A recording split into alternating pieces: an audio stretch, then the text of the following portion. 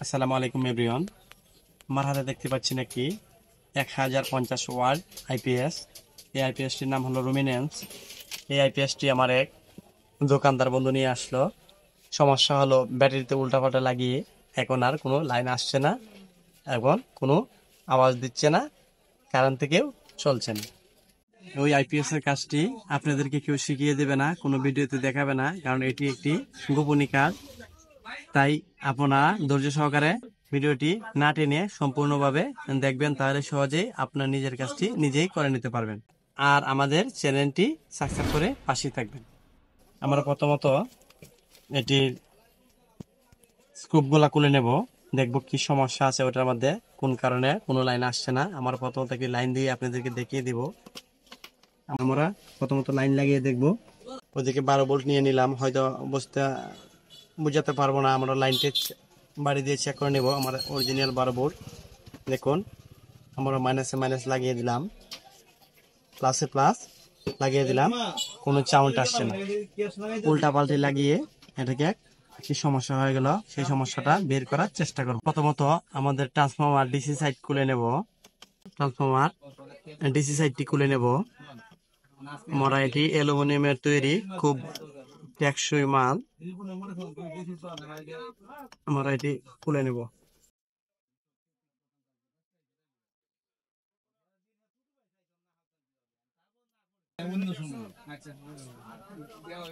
আমাদের এটি সরিয়ে নেব। আমরা প্লাস আমাদের ব্যাটারি কানেকশনের মাইনাস লাইনটি খুলে নেব। খুলে নিয়ে মাদারবোর্ডটি আলাদা করার চেষ্টা করব। আমাদের মাদারবোর্ডটি আলাদা করে নেব। আমাদের প্রথমত চেক করে নিতে হবে, আমাদের এইখানে কিন্তু মাইনাস লাইনটি থাকে, তার মধ্যে একটি সিস্টেম রয়েছে, দুইটি ফিউজ রয়েছে, যে একটা 40 ওয়াট বলে, একটি দুইটি ফিউজ রয়েছে। সেই ফিউজটি আমরা খুলে ভেবে দেখব। যেহেতু আমাদের উল্টাপাল্টা লাগিয়ে শর্ট হয়ে গেল, যে কোনো কারণে ওইটা কেটে যেতে পারে এবং আউট হয়ে যেতে পারে। আমরা এটি একটি একটি করে আস্তে আস্তে খুলে নেব। খুলে নিয়ে আমরা মেপে দেখব। আমাদের আরেকটি খুলে নিতে হবে।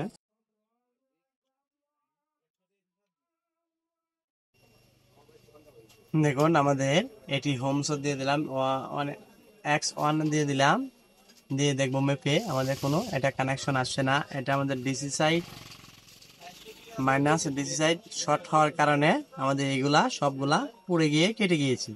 আমরা এটা নতুন লাগিয়ে নিতে পারি, আবার ওদিকে আমরা জাম্পারও করে নিতে পারি। আমরা এখন ওইদিকে জাম্পার করে নেব, খুব সহজেই হয়ে যাবে। আমরা এগুলা নতুন লাগিয়ে দিলে হবে। এদিকে নতুন লাগিয়ে দিলে আমাদের এদিকে জাম্পার করতে হবে না, কিন্তু আমরা এই দিক থেকে ওইদিকে আমরা জাম্পার করে নেব, তাহলে সহজেই আরো টেকসই হবে। কোনোদিন উল্টা পাল্টা দিলেও আশা করি ওটা কেটে যাবে না। ওদিকে আমাদের দুটি ফিউজ থাকে, ওইদিকে ওইটি আমাদের একই ডায়াগ্রাম, পাশাপাশি যেহেতু আমাদের ওইদিকে জাম্পার করে নেব সহজের জন্য। সুন্দরভাবে আমরা রাং দিয়ে মোটো করে জাম্পার করে নেব। দেখুন, আমরা জাম্পারিং করে নিলাম। আশা করি আর কোনোদিন এদিকে আর কোনোদিন কাটবে না। আমাদের ফিউজ থাকলে ফিউজ লাগিয়ে নেব, যদি কোনো কারণে ফিউজ না পাওয়া যায় তাহলে জাম্পারিং করে নেব। আমরা এখন ফিটিং করে দেখব আমাদের লাইনটি আসে কিনা। দেখুন, আমাদের সুন্দরভাবে কানেকশন করে মাদারবোর্ডটি সুন্দরভাবে আগের মতো সেম টু সেম লাগিয়ে নিলাম। এখন আমরা কানেকশন দিয়ে দেখব আমাদের লাইনটি আসে কিনা। কানেকশনটি সুন্দরভাবে আমরা দিয়ে নেব। দেখুন কত সুন্দর সাউন্ড নয়েজ আসছে। আমাদের আইপিএসটি অন হয়ে গেল। এখন আমরা স্টার্ট দিয়ে দেখবো আইপিএসটি লোড নেই কিনা।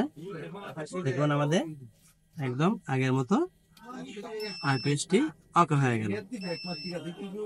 আমার ব্যাটারিতে একদম কম চার্জ, যার কারণে ব্যাটারিটি লো দেখাচ্ছে, এবং আমাদের ব্যাটারিটি চার্জ করে নেব, তাহলে আমাদের একুরেট ভাবে আমাদের চার্জটি ব্যাকআপ দেবে।